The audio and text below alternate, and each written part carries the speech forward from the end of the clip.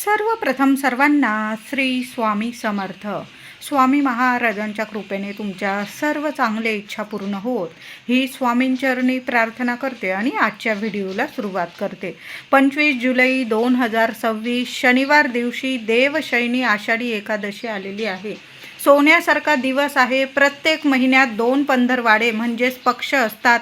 एक शुक्ल पक्ष आणि दुसरा कृष्ण पक्ष. या प्रत्येक पक्षातील 11व्या तिथीला एकादशी म्हणतात. या एकादशीपैकी आषाढ आणि कार्तिक महिन्यातील एकादशी विशेष महत्त्वाची मानली जाते.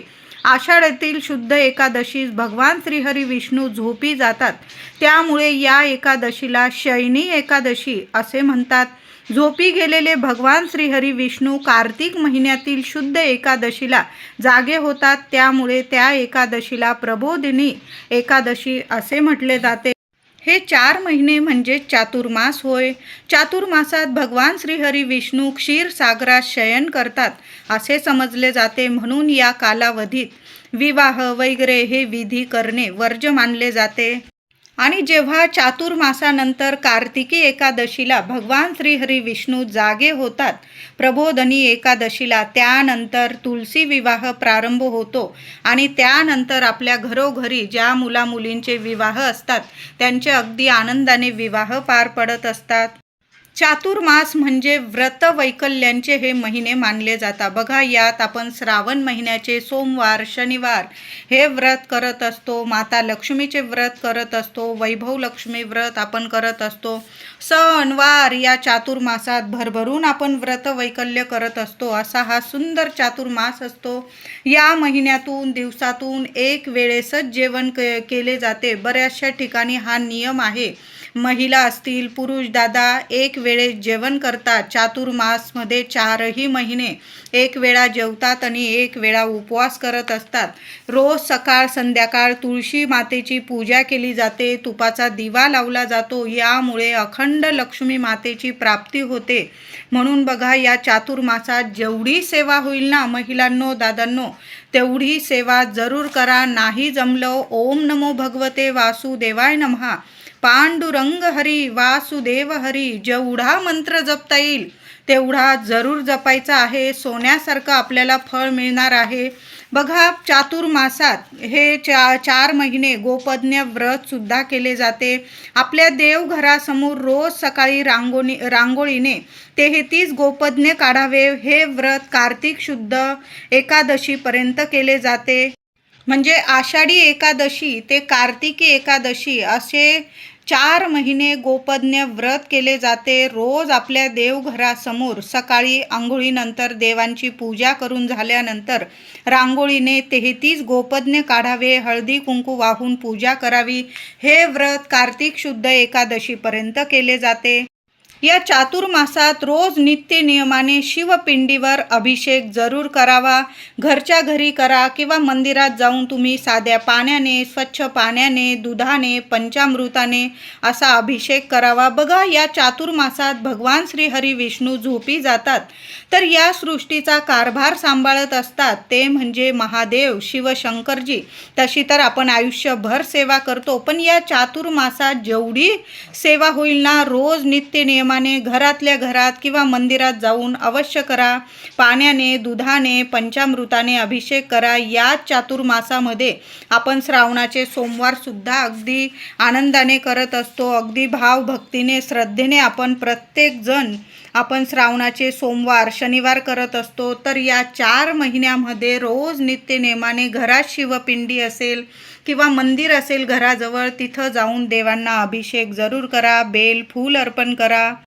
तर 25 जुलै 2026 शनिवार दिवशी आषाढी एकादशी आलेली आहे. बघा, लोक लांबून लांबून पायी दर्शनाला जातात. पंढरपूरला पायी दर्शनाला जातात.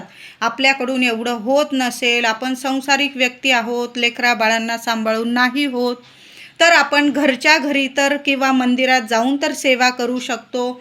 तर आता आषाढी एकादशीचा उपवास कसा करायचा, असं नाही की एकादशी आणि दुप्पट खाशी. जेवढा उपवास होईल ना, फराळाचं खाताना तुम्ही भगर खाऊ शकता, दूध, फळे, साबुदाणा, चहा अशा गोष्टी, असे पदार्थ खाऊ शकता, शेंगदाणे, ड्रायफ्रूट. पण एकादशीचा उपवास करताना अतिशय तिखट किंवा खारट, तेलकट असे पदार्थ टाळायचे आहे. यामुळे आपण जी सेवा करतो ना, आपलं मन एकाग्र राहत नाही. म्हणून जेवढं अगदी लाईट आहार घेता येईल ना तुम्हाला, तेवढा आहार, म्हणजे तुम्ही दूध घेऊ शकता, फळं घेऊ शकता. तुमची तब्येत जशी आहे ना तशा पद्धतीने उपवास करायचा आहे. कुणी निर्जला उपवास करतं, कुणी फळं खाऊन उपवास करतं, कुणी चहा, दूध वगैरे ड्रायफ्रूट घेऊन उपवास करत असतो. भगर, शेंगदाणे, साबुदाणा हे पदार्थ खाऊन सुद्धा तुम्ही उपवास करू शकता. आता आषाढी एकादशीचा उपवास दिवस रात्र असतो. म्हणजे आज आषाढी एकादशी आहे, दिवस रात्र दोन्ही वेळेला उपवास आहे. आणि दुसऱ्या दिवशी रविवारी 26 तारखेला, 26 जुलैला आषाढी एकादशीचा उपवास दुसऱ्या दिवशी सोडला जातो. प्रथम देवांना अभिषेक घालून, तुळस अर्पण करून नैवेद्य बनवला जातो. प्रथम देवांना नैवेद्य दाखवला जातो. नैवेद्यात गाय असेल तुमच्या घराजवळ, गाईला नैवेद्य दिला जातो. एखादा गोरगरीब असेल त्याला अन्नदान केलं जातं. तर अशा पद्धतीने, आणि मग देवांना, गाईला नैवेद्य देऊन मग आपण दुपारी म्हणजे 11-12 वाजेच्या आत तुम्ही उपवास सोडायचा आहे. अशा पद्धतीने, साध्या सोप्या पद्धतीने आपल्याला आषाढी एकादशीचा उपवास करायचा आहे. आषाढी एकादशीचा दुसऱ्या दिवशी उपवास सोडताना चुकून सुद्धा महिलांनो, मसूरची डाळ असेल, शेवग्याच्या शेंगा असतील किंवा वांगी असेल, अशा भाज्या आपल्याला टाळायच्या आहे. चातुर्मासात तर कांदा लसूण विरहित जेवण केलं जातं. पण एवढं नसेल तुम्ही पाळत तर मसूरची डाळ असेल किंवा अख्खा मसूर असेल, आषाढी एकादशीचा उपवास सोडताना हे पदार्थ टाळायचे आहे. शेवग्याच्या शेंगा असतील, वांगी असेल, हे पदार्थ तुम्ही टाळले तर अतिशय उत्तम. छान असा वरण भात, भाजी पोळी, साधी भाजी पोळी, वरण भात, शिरा किंवा काहीतरी गोडाचा पदार्थ असा बनवून देवांना, गाईला नैवेद्य दाखवा आणि मग उपवास सोडायचा आहे आपल्याला. आषाढी एकादशीला चिंच, जांभूळ, फणस ही फळं टाळायची आहे. त्याचबरोबर आषाढी एकादशीचा उपवास जी व्यक्ती करते किंवा नसेल करत तरी पण सर्वांनी काही नियमांचं पालन जरूर करायचं आहे. केस कापणे, नखे कापणे, आळशीप्रमाणे झोपून राहणे या गोष्टी तर अजिबात कोणी करू नका. दुपारी झोपणे, जरी तुम्ही रोज नित्यनियमाने दुपारी थोड्या वेळ झोपत असाल तरी पण आषाढी एकादशीला दुपारी झोपणं टाळायचं आहे. मांसाहार, मद्यपान, निंदा, नालस्ती, कुणाची फसवणूक या गोष्टी करू नका. नाहीतर मग आयुष्यभराचं पुण्य गमावून बसाल तुम्ही.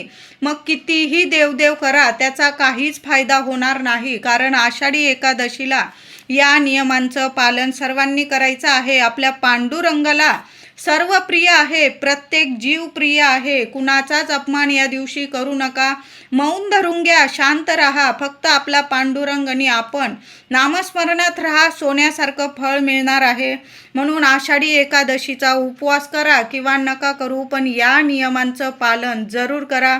बघा, आपली पुढची पिढीसुद्धा याच गोष्टी शिकत असते. आपले व्रत, वैकल्य सर्व आपल्याकडूनच शिकत असते. म्हणून या दिवशी शांत राहायचं आहे. घरात असो, बाहेर असो, कुणाचाच अपमान करू नका. पांडुरंग आहे, कोणत्या रूपात येऊन जाईल आणि आपली परीक्षा घेऊन जाईल, दर्शन देऊन जाईल, सांगता येत नाही. आषाढी एकादशीला सर्वांनी लवकर उठायचं आहे आणि चिमूटभर हळद टाकून, थोडंसं गंगाजल असेल तर गंगाजल अवश्य टाका. त्याचबरोबर चिमूटभर हळद टाका. एखादं तुळशीचं पान असेल तुम्ही आंघोळीच्या पाण्यात टाका. लहान लेकरांपासून मोठ्या व्यक्तींपर्यंत हा उपाय सर्वांनी करायचा आहे. मानसिक, आर्थिक काही त्रास असतील, शारीरिक, मानसिक, संपूर्ण नष्ट होईल. भगवान श्री हरी विष्णूंचं, आपल्या पांडुरंगाचं नामस्मरण करा आणि आंघोळीचा हा उपाय सगळ्यांनी नक्की करायचा आहे. या दिवशी चुकून सुद्धा तांदूळ खायचा नाही. म्हणजे तुम्ही भात वगैरे शिजवत असाल, तसं तर प्रत्येक घराघरामध्ये उपवास असतो. आपण भगर, साबुदाणा या गोष्टी करत असतो. असतो पदार्थामध्येच, तेच आपण देवांना पण नैवेद्य दाखवतो. एकादशीला देवाला नैवेद्य अवश्य दाखवायचा आहे. बऱ्याच लोकांना असा प्रश्न पडतो की आपला उपवास आहे, मग देवांचा पण उपवास आहे. देवांचा उपवास नसतो. देवांसाठी आपण मनुष्य उपवास करतो. जो तुम्ही फराळ बनवलेला असेल किंवा फळं वगैरे असतील, देवांना छान दोन्ही वेळेला नैवेद्य दाखवायचा आहे. आणि दुसऱ्या दिवशी जेव्हा आपण 26 तारखेला रविवारी उपवास सोडू आषाढी एकादशीचा, तेव्हासुद्धा वरण भात भाजी पोळी जो स्वयंपाक केलेला आहे, प्रथम देवांची अभिषेक करून पूजा करून तुळस अर्पण करून मग देवांना नैवेद्य दाखवा, गाईला नैवेद्य दाखवा आणि मग आपण उपवास सोडायचा आहे. हे नियम तर आषाढी एकादशीचा उपवास करताना जरूर पाळायचा आहे. सोन्यासारखं फळ मिळणार आहे. आंघोळीचा उपाय सर्वांनी लहानांपासून मोठ्यापर्यंत सगळ्यांनी जरूर करायचा आहे. आषाढी एकादशीला महिलांनो लवकर उठून आंघोळीनंतर आपल्या घराच्या उंबरठ्यावर हळदीचं लेपन जरूर करा. माता लक्ष्मीच्या पावलांची हळदी कुंकू फुलं अक्षता वाहून पूजा करायची आहे. दोन्ही हात उंबरठ्याला लावा. तुमच्या मनातील इच्छा माता लक्ष्मीला लक्ष्मीनारायणांना सांगायची आहे आणि दोन्ही वेळेला आपल्या घराच्या मुख्य उंबरठ्याजवळ दोन्ही वेळेला झालं तर दिवे जरूर लावा. तुपाचा लावला गाईच्या तुपाचा तर अतिशय उत्तम. नाही जमलं जे देवांच्या दिव्यांसाठी तेल वापरता तुम्ही त्या तेलाचा दिवा लावला तरीही चालेल. या दिवशी एखादं तुळशीचं रोप लावता आलं तुम्हाला आषाढी एकादशीच्या दिवशी तर आवर्जून लावा. शनिवार आलेला आहे, तुळशीचं रोप लावा. नसल लावायचं, जी तुळस आहे अंगणात छान असं तुळशी मातेची पूजा सेवा करायची आहे. या दिवशी तुळशीला 2 चमचे का होईना गाईचं दूध अर्पण करा. चिमूटभर हळद अर्पण करायची आहे. तुळशीच्या मुळाशी हळद आपण अर्पण केल्याने तुळशीला किंवा झाडांना कुठलीही हानी पोहोचत नाही, उलट फुलतात फळतात झाडं. तर तुम्ही चिमूटभर हळद भगवान श्री हरी विष्णूंचा मंत्र जपा 21 वेळा. ओम नमो भगवते वासुदेवाय नमः. माझ्या प्रत्येक महिलेने आषाढी एकादशीला तुळशी मातेच्या मुळाशी चिमूटभर हळद भगवान श्री हरी विष्णूंचा मंत्र जपून हळद अर्पण करायचा आहे. हळदी कुंकू फुलं अक्षता वाहून तुळशी मातेची पूजा करायची आहे. आणि 1 रुपयाचं नाणं, आता 1 रुपयाचं नसेल, 5 रुपयाचं असेल, 10 रुपयाचं असेल, तुळशीच्या मातीत दाबून ठेवायचं आहे. संध्याकाळपर्यंत तरी ते नाणं हलवू नका. त्या नाण्याची सुद्धा साक्षात लक्ष्मी मातेची पूजा करत आहात तुम्ही. तुळशीची पूजा झाल्यानंतर तुळशीच्या मातीत जे नाणं असेल तुमच्याकडं 1 रुपयाचं, 2 रुपयाचं, 5 रुपयाचं, 10 रुपयाचं ते नाणं ठेवा आणि हळदी कुंकू फुलं अक्षता वाहून त्या नाण्याची पण पूजा करा. संध्याकाळी नाही, संध्याकाळी झालं तुम्हाला उचलता आलं, दुसऱ्या दिवशी आषाढी एकादशीचा उपवास सोडण्याआधी ते नाणं उचलून घ्यायचं आहे आणि तुमच्या तिजोरीत तुम्हाला एखाद्या लाल कपड्यात वगैरे बांधून तिजोरीत ठेवायचं आहे. वर्षभर 4ही दिशेंनी तुमच्याकडं पैसा खेचून येईल. पैसा कधीच तुम्हाला कमी पडणार नाही. छान उपाय आहे महिलांनो, करून बघा. कधीच तुमचा उपाय खाली जाणार नाही.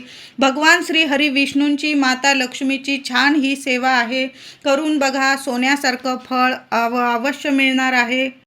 एकादशीला श्री हरी विष्णूंना आणि तुळशी पूजनाला खूप महत्त्व आहे. तुळशीजवळ गाईच्या तुपाचा दिवा अवश्य दोन्ही वेळेला लावा. सकाळी सुद्धा आंघोळीनंतर दिवा लावा. तुळशी माता धन सुख समृद्धीचा भरभरून आशीर्वाद देते.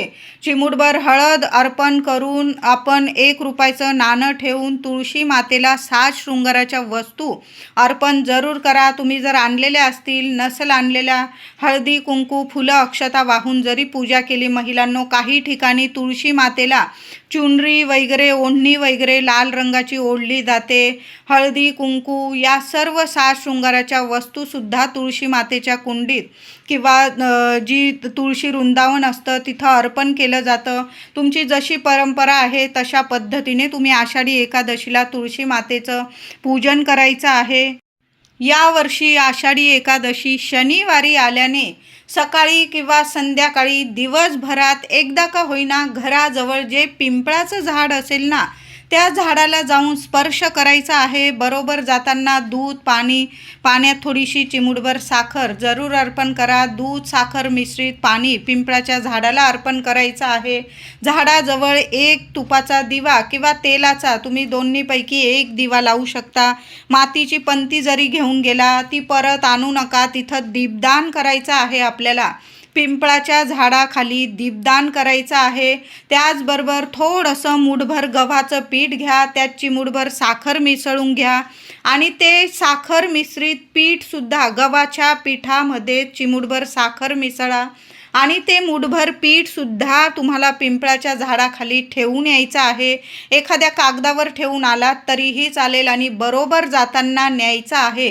तो म्हणजे एक गुळाचा खडा. सर्वांनी, नाही काही जमलं ना तुम्हाला चालेल, नाही उपवास जमला चालेल, पण पिंपळाच्या झाडाखाली एक दिवा अर्पण करा, दीपदान करा आणि मूठभर कणिक, थोडीशी साखर मिसळून तिथं ठेवायची आहे आणि एक गुळाचा खडासुद्धा एखाद्या कागदावर तिथं पान पडलेलं असेल पुसून घ्या आणि त्यावर जरी तुम्ही एक गुळाचा खडा ठेवून आलात ना, संपूर्ण एकादशीचं, चातुर्मासाचं तुम्हाला फळ मिळणार आहे. असा सोनेरी दिवस पुन्हा येणे नाही. कितीही अडीअडचणीत असा तुम्ही, घरात शुभ कार्य, मंगल गोष्टी घडत नाही, लक्ष्मी टिकत नाही, पैशाविषयी तुम्हाला काही अडीअडचणी आहे किंवा घरात शुभ मंगल गोष्टी घडत नाही, लग्न कार्याचे मुलं मुली झालेले आहे, काही ना काही कुंडलीत वगैरे काही ना काही प्रॉब्लेम येत आहे, म्हणजे स्थळं येतात पण कुठं कुंडलीत जुळत नाही, कुठं काहीतरी नाडी वगैरे असे प्रॉब्लेम बरेचसे असतात. सर्व म्हणजे तुमचे ज्या काही अडीअडचणी आहेत त्या संपून जातील आणि तुम्हाला घर बसल्या चांगलं योग्य स्थळ येईल आणि लवकरात लवकर कार्तिकी एकादशीनंतर तुमच्या घरात शुभ मंगल कार्य घडून येईल. संतान प्राप्ती होत नसेल, मूल होण्यास काही अडचणी असतील किंवा मुलं आहेत पण मुलांचे शिक्षण, नोकरी, काही ना काही अडीअडचणी आहे, तर सर्व जगातलं कितीही मोठं संकट असो, तुम्ही आषाढी एकादशीला पिंपळ पूजन जरूर करा आणि एक दीपदान करा. एक गुळाचा खडा आणि मूठभर कणिक, साखर मिसळून तिथं जरूर ठेवण्या, नमस्कार करा. या दिवशी पिंपळाला स्पर्श सर्वांनी करा. 11 किंवा 21 प्रदक्षिणा लक्ष्मीनारायणांचा मंत्र जपा. ओम नमो भगवते वासुदेवाय नमः, ओम श्रीं नमः मंत्र जपा आणि 21 किंवा 11 प्रदक्षिणा मारता आल्या, घालता आल्या तर जरूर घाला. नाही जमलं, नुसता नमस्कार करून तुम्ही 21 वेळा तिथं उभं राहून वगैरे मंत्र जपू शकता. ही सेवा कधीच तुमची खाली जाणार नाही. करून बघा. मुलांना जरी घेऊन गेला, मुलांकडून जरी स्पर्श करून घेतला तरीही चालेल. आषाढी एकादशीला प्रत्येकाच्या घरात बाळकृष्णाची मूर्ती असते. विठू माऊली, रुक्मिणी मातेची छान असा दुधाने, पंचामृताने किंवा हळद मिश्रित, केशर मिश्रित दुधाने, पाण्याने अभिषेक करा. देवांना पिवळी फुलं अर्पण करा, तांदूळ, अक्षता अर्पण करा. पिवळ्या अक्षता अर्पण करता आल्या तर जरूर अर्पण करा. माता रुक्मिणीला म्हणजेच माता लक्ष्मीला लाल रंगाची फुलं अर्पण करा. देवी आईला हळदी, कुंकू, फुलं, अक्षता वाहून छान पूजा करायची आहे. एक अखंड दिवा आषाढी एकादशीला आपल्या देवघरात जरूर लावून ठेवा. महिलांनो, दिवा भिजणार नाही याची काळजी घ्या. दिव्यात एक कापराचा तुकडा टाकून ठेवा. चिमूटभर हळद, भगवान श्री हरी विष्णूंचं, माता लक्ष्मीचं मंत्र जपा आणि चिमूटभर हळद त्या दिव्यात टाका. 2 लवंग टाका. दैवी अनुभव येतील तुम्हाला. खूप सुंदर सेवा आहे, जरूर करा. पण या दिवशी देवघरात अखंड दिवा जरूर लावायचा आहे. जेवढी तुळस असेल या दिवशी तुळस तोडू नका, आदल्याच दिवशी तोडून ठेवा तुम्ही. आणि तुळशीपत्र, जेवढी तुळस असेल घरातल्या प्रत्येकाने बाळकृष्णाच्या मूर्तीवर किंवा विठू माऊलीच्या मूर्तीवर अभिषेक करा तुळशीचा. जेवढी तुळशी पानं असतील तुमच्याकडं चांगली बघून घ्यायची आहे, तुटलेली वगैरे घेऊ नका. देवांना विष्णू सहस्त्रनामावली पठण करत करत तुम्हाला तुळशीचा अभिषेक करायचा आहे. नाही जमलं, ओम नमो भगवते वासुदेवाय नमः किंवा पांडुरंग हरी वासुदेव हरी या मंत्राचा जप करा आणि देवांना जेवढी तुळस असेल तेवढी सर्वांनी, लेकरांकडून सुद्धा देवांना तुळस अर्पण करून घ्यायची आहे. आषाढी एकादशीला एखादी गाय दिसली तुम्हाला तर या दिवशी सुद्धा आणि दुसऱ्या दिवशी आपण जेव्हा आषाढी एकादशीचा उपवास सोडून दोन्ही दिवस गाईला ताजी चपाती तूप गूळ लावून जरूर खाऊ घालायचे आहे. चांगले अनुभव येतील. या चातुर्मासात रोज झालं तुम्हाला तर 108 ओव्यांचं एक स्तोत्र जरूर पठण करा. सकाळी किंवा संध्याकाळी देवघरात तुपाचा दिवा लावा आणि व्यंकटेश स्तोत्राचं पठण महिला असतील दादा असतील जरूर पठण करा. जीवनाचं सोनं झाल्याशिवाय राहणार नाही. मुलांनी ही सेवा केली चालेल.